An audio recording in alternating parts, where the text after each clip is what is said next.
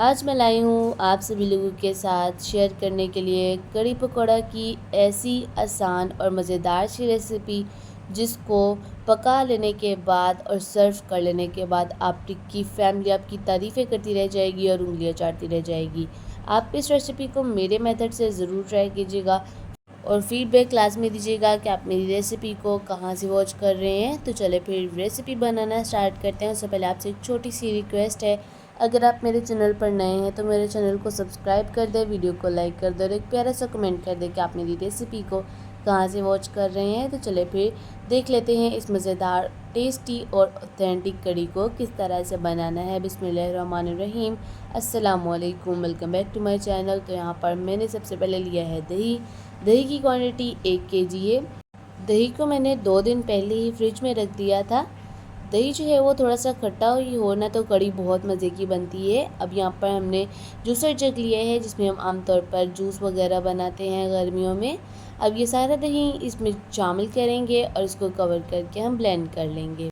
अब यहाँ पर जब ये अच्छे से ब्लेंड हो जाएगा हम इसको एक खुले से बर्तन में शामिल करेंगे और शामिल कर देने के बाद 2 लीटर हम इसके अंदर पानी शामिल कर देंगे। इसके बाद हम इसके अंदर बेसन शामिल करेंगे। बेसन यहाँ पर मैंने 100 ग्राम के करीब लिया है। और याद रहे, एक इम्पोर्टेंट टिप मैं आपको बताती चलूँ, बेसन को आपने छान के इस्तेमाल करना है। अगर आप इसको छानेंगे नहीं तो इसके अंदर बड़ी बड़ी सी गुठलियाँ बन सकती हैं जो कि निकलना मुश्किल हो सकता है। अब यहाँ पर मैंने मदानी ली है। ये आमतौर पर गाँव में या इस तरह से ना पुराने घरों में मौजूद होती है और इसके साथ हम इसको अच्छे से ना मिक्स करेंगे। इससे क्या होगा कि सारी गुठलियाँ अच्छे से ख़त्म हो जाएंगी, बिल्कुल फ़ाइन हो जाएगा ये हमारा पेस्ट। और अगर आपके पास ये वाले गैजेट नहीं है तो आप इसकी जगह पर हैंड विस्क का इस्तेमाल कर सकते हैं। अब यहाँ पर देखिए लस्सी को मैंने बेसन के साथ और पानी के साथ अच्छे से मिक्स कर लिया है। अब नेक्स्ट स्टेप की तरफ आते हैं और एक मैंने यहाँ पर खुला सा बर्तन लिया है। इसके अंदर हम शामिल कर देंगे घी या ऑयल जो भी आपके किचन में मौजूद है। अब यहाँ पर इसको अच्छे से गर्म कर लेंगे। घी यहाँ पर मैंने लिया है तकरीबन हाफ़ कप के करीब। अब यहाँ पर प्याज शामिल करेंगे। एक बड़े साइज़ का प्याज लें, बिल्कुल बारीक चॉप करके आपने शामिल कर देना है। अब प्याज को ज़्यादा ब्राउन होने तक का वेट नहीं करेंगे। जैसे ये हल्का ब्राउन होना स्टार्ट हो जाएगा, ये सॉफ्ट होना स्टार्ट हो जाएगा तो हम इसके अंदर कुछ खड़े मसाले शामिल करेंगे जिसमें 2 बड़ी इलायची, एक दालचीनी का टुकड़ा और 3 से 4 अदद लौंग। इसके बाद हम इसको अच्छे से फ्राई कर लेंगे। ज़्यादा देर तक आपने फ्राई बिल्कुल भी नहीं करना है, जस्ट आधा मिनट के लिए। अब इसके अंदर हम शामिल कर देंगे लहसुन, अदरक और हरी मिर्च का पेस्ट। तीनों चीज़ों का ना मैंने एक ही जगह पर इनका पेस्ट बना लिया था। अब यहाँ पर इसकी भुनाई करेंगे। तो इस पेस्ट की मैं आपको क्वांटिटी बताती चलूँ, 3 टेबलस्पून मैंने ये सारा पेस्ट लिया है। इसके बाद हम इसकी अच्छे से भुनाई कर लेंगे। तब तक भुनाई करेंगे जब तक कि इनकी तीनों चीज़ों का कच्चापन दूर नहीं हो जाता। और जैसे ही इन तीनों चीज़ों की अच्छे से भुनाई हो जाएगी, टमाटर शामिल करेंगे। टमाटर यहाँ पर मैंने एक बड़े साइज़ का लिया था जिसको मैंने इस तरह से बिल्कुल बारीक कट करके शामिल कर दिया है।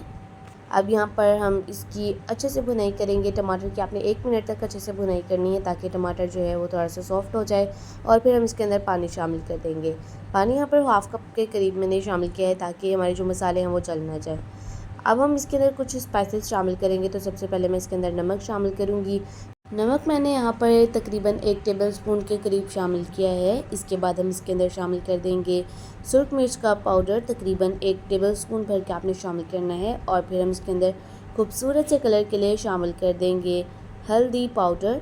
तो यहाँ पर हल्दी पाउडर भी मैंने 1 टेबलस्पून ही शामिल कर दिया है।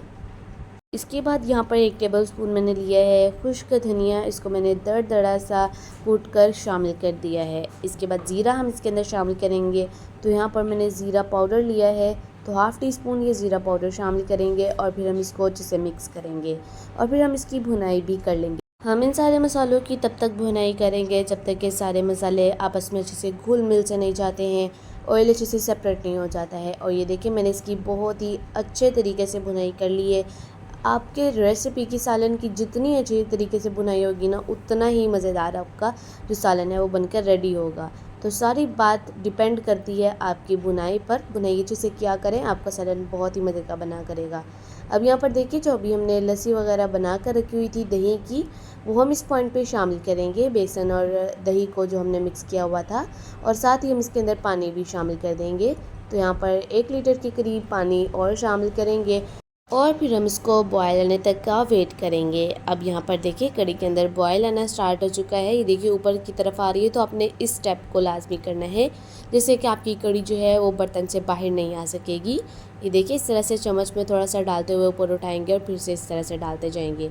अब 5 मिनट तक के लिए तो आपने बिल्कुल भी नहीं हिलना है इसके पास से, और इसको मुसलसल इस तरह से ना 2-2 मिनट के बाद हिलाते रहेंगे।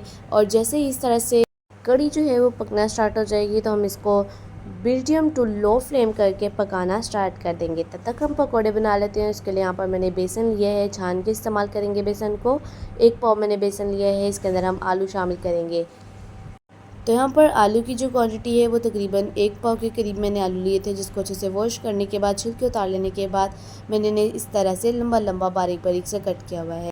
अब यहाँ पर हम इसके अंदर पालक शामिल करेंगे। पालक मैंने यहाँ पर 1 कप के करीब ली है, और यहाँ पर देखें मैंने इसको इस तरह से कट किया हुआ है। ना इतना बारीक शामिल करेंगे और ना ही इसे इतना मोटा कट करके शामिल करेंगे। अब यहाँ पर एक मीडियम साइज़ का मैंने प्याज लिया है, जिसको मैंने ना इस तरह से ना बिल्कुल रफली सा चॉप करके शामिल कर दिया है। अब यहाँ पर हरी मिर्च का पेस्ट शामिल करेंगे इसके अंदर, तकरीबन 1 से 1.5 टेबलस्पून के करीब। और इसके बाद हम इसके अंदर अनारदाना शामिल करेंगे, तकरीबन 1 से 1.5 टेबलस्पून के करीब। पहले आपने इसको अच्छे से वॉश करना है तभी शामिल करना है। इसके अंदर बहुत सी छोटी छोटी सी कंकड़ियाँ मौजूद होती हैं। तो अब हम इसके अंदर कुछ स्पाइसेस शामिल करते हैं। 1 टीस्पून नमक शामिल करेंगे। इसके बाद यहाँ पर कुटी हुई लाल मिर्च 1 टेबलस्पून के करीब शामिल करेंगे। और फिर हम इसके अंदर सुर्ख मिर्च का पाउडर शामिल कर देंगे, तकरीबन 1 टेबलस्पून के करीब। नमक और मिर्च का जो हिसाब है वो अपनी क्वांटिटी के हिसाब से, अपने जायके के हिसाब से कम या ज़्यादा कर सकते हैं आप। अब यहाँ पर 1 टीस्पून हम इसके अंदर साबुत सफ़ेद ज़ीरा शामिल करेंगे। और फिर खुश्क धनिया मैंने यहाँ पर लिया है दरदरा सा कुटा हुआ 1 टेबलस्पून। बहुत ही अच्छा लगता है दरदरा सा कुटा हुआ खुश्क धनिया। अब यहाँ पर आपने इसको अच्छे से मिक्स करना है। इस पॉइंट पे हम पानी बिल्कुल भी शामिल नहीं करेंगे, क्योंकि आलू में अगर हम नमक शामिल करेंगे ना तो ये पानी छोड़ देते हैं। और प्याज भी हैं तो ज़ाहिर सी बात है प्याज भी अपना पानी छोड़ेंगे, आलू भी अपना पानी छोड़ेंगे। तो इस पॉइंट पे पानी शामिल करने की ज़रूरत नहीं है। अगर मुझे ज़रूरत महसूस हुई तो मैं शामिल कर दूँगी। अब जैसे ही ये सारा मटेरियल हमारा अच्छे से मिक्स हो जाएगा तो हम इसको 10 मिनट के लिए इसी तरह से काउंटर टॉप पे छोड़ देंगे। अब यहाँ पर 10 मिनट हो चुके हैं और आप देखें आलू ने काफ़ी ज़्यादा पानी छोड़ा हुआ है। इस पॉइंट पे हम इसको थोड़ा सा मिक्स करेंगे और चेक करेंगे कि हमें पानी की ज़रूरत है या नहीं है। यहाँ पर देखिए ये अच्छे से इकट्ठा नहीं हो पा रहा है हमारा सारा मटेरियल। इस पॉइंट पे मैं इसके अंदर हरा धनिया शामिल करूँगी और फिर इसको अच्छे से मिक्स कर लूँगी।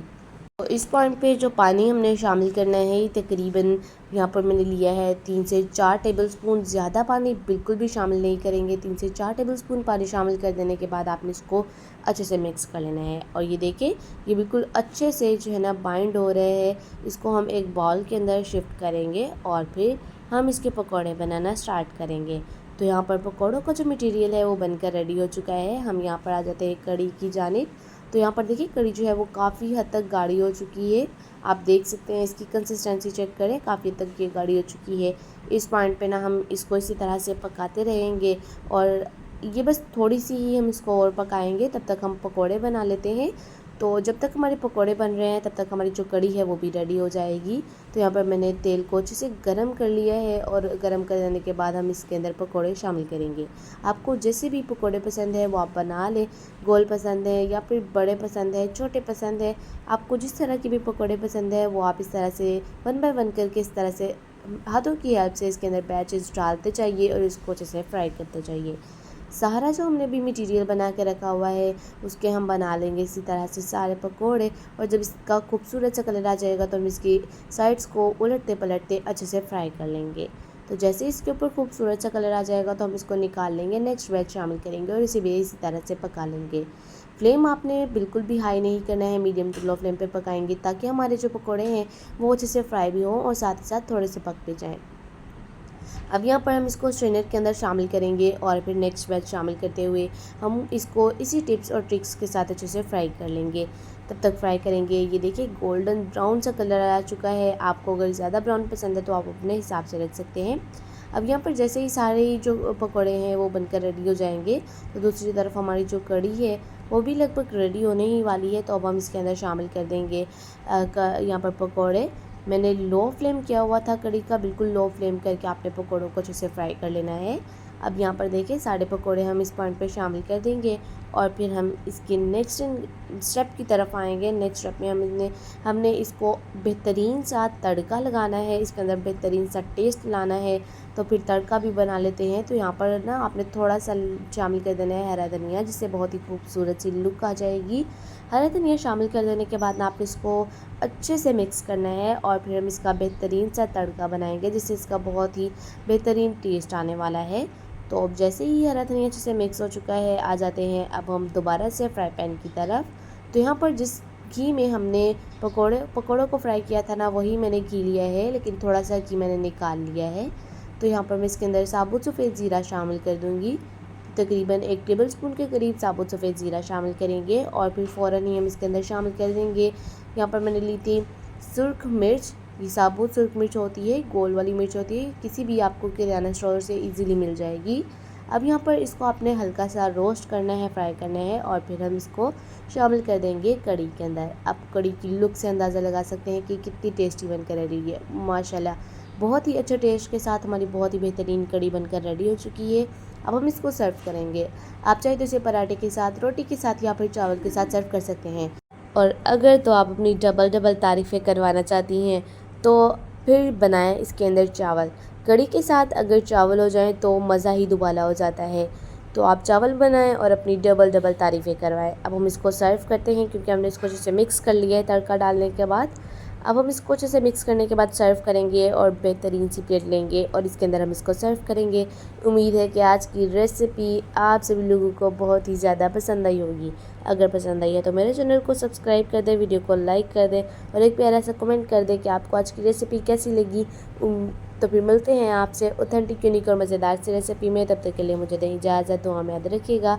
अल्लाह हाफ़िज़।